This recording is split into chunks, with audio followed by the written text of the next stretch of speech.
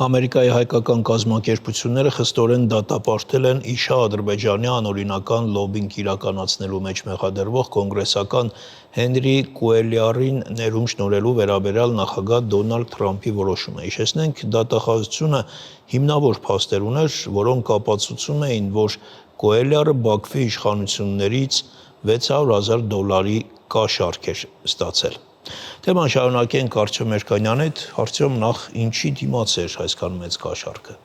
Մինչ այդ հիշեցնեմ, որ Հենրի Կուելյարը տարիներ շարունակ կոնգրեսում Ադրբեջանին աջակցող խմբի համանախագահն է եղել, բազմիցս հանդիպումներ է ունեցել ադրբեջանցի պաշտոնյաների հետ, սերտորեն համագործակցել է Վաշինգտոնում Ադրբեջանի դեսպան Էլին Սուլեյմանովի հետ եւ ունեցել է ոչ հրապարակային այցելություններ Բաքու։ 2022 թվականի հունվարին հետաքննությունների դաշնային բյուրոն Կուելյարի տանը խուզարկում է իրականացրել, քանի որ նա կասկածվում էր Ադրբեջանի կառավարությունից կաշառք ստանալու մեջ։ 2 տարի անց միայն 2024-ի մայիսին նրան եւ իր տիկնոջը իմելդային պաշտոնապես մեղադրանք ներկայացվեց 14 կետով, որի թվում է կաշառքի ստացում, անօրինական լոբինգի դիմաց, մեքենայություններ, էլեկտրոնային կոմունիկացիաները օգտագործելով, փողերի լվացում եւ այլն։ Մասնավորապես տեղեկություններ կային այն մասին, որ Կուելյարը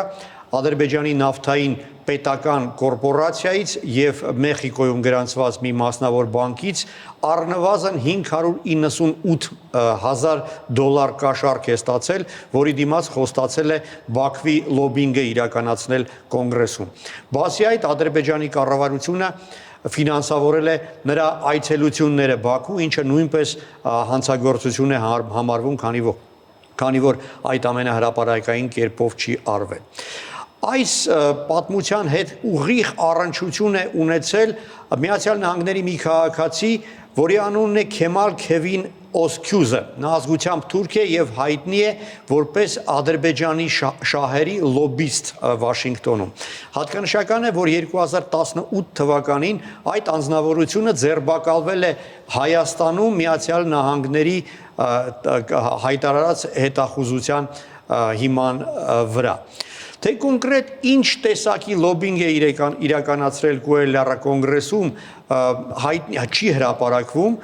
բայց Հայ դատի հանձնախմբը իր տարածած հայտարարությունում ընդգծում է, որ արդյունքում տուժել են Միացյալ Նահանգների ազգությամբ հայ քաղաքացիների օրինական ու սահմանադրական իրավունքները։ Դրանից կարող ենք ենթադրել, որ այդ լոբինգը առնչություն է ունեցել այդ թվում նաև Արցախի հարցում Միացյալ Նահանգների պաշտոնական դիրքորոշման հետ։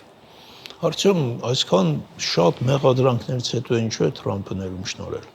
Այս մեղադրանքների մի մասը ճիշտ ասած հանվել է, բայց մեծ մասը ուժի մեջ է մնացել եւ հետաքննությունը պատրաստ էր ներկայացնել փաստեր դատարանում, բայց հենց որ Դոնալդ Թրամփը վերընտրվեց նախագահ, դատական նիստերը սկսեցին հետաձգել։ Մայիսի 25 թվականի մայիսին պետք է կայանար դատը, տեղափոխեցին սեպտեմբեր, սեպտեմբերից տեղափոխեցին 26 թվական։ Եվ ահա 3 առաջին օրը հայտնի դարձավ, որ Դոնալդ Թրամփը արձագանքելով Կուելյարի դստեր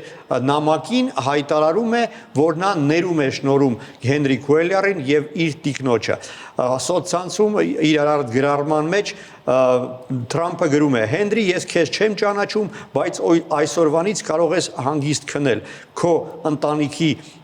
սարսափը ավարտվել է։ Հետաքրքիր է, որ Կուելյարի դուստրը Թրամփին գրած նամակում պատճառաբանում էր, թե իբրև թե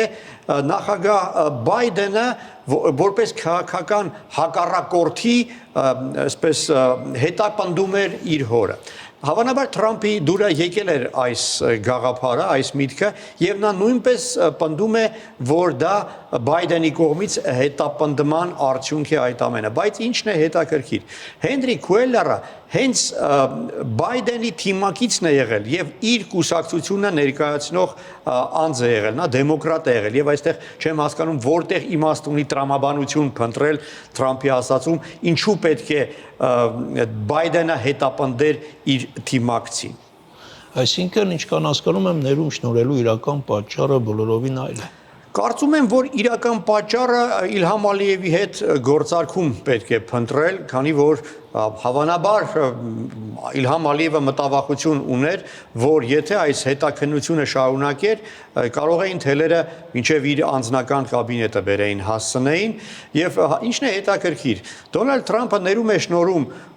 այդ կոնգրեսական քուելիարին, որը մեղադրում է Ադրբեջանի շահերը սպասարկելու մեջ, բայց ներում չի շնորհում Բոբ Մենենդեզին, ով սենատոր էր եւ Հայաստանի օգտին լոբինգ իրականացնելու մեջ էր մեղադրվում։ Երկուսն էլ անօրինական լոբինգում են մեղադրվում, բայց մեկին ներում է շնորհվում, մյուսին չէ։ Եվ այստեղ կարծում եմ տեղին հարց է առաջանում. արդյոք պատճառը այն չէ, որ մեկը հօգուտ Ադրբեջանի լոբինգի մեջ էր մեղադրվում, իսկ մյուսը հօգուտ Հայաստանի լոբինգի մեջ է մեղադրվում։ Ի տարբերություն Քուելիարի, Բոբ Մենենդեսը եւ իր կինը Նադին Արսլանյանը այժմ բանտում են, չնայած որ ծանր հիվանդ են եւ տարեց են։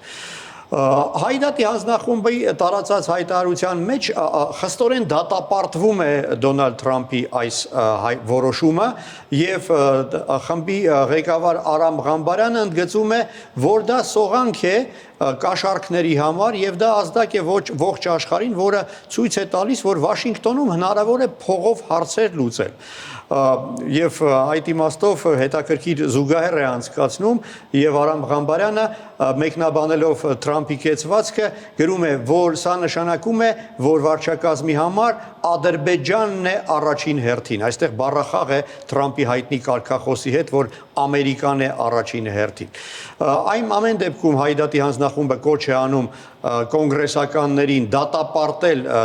Թրամփի այս որոշումը եւ հասնել նրան, որպեսզի Քուելիարը արտաքսվի Միացյալ Նահանգներից։ Շնորհակալություն,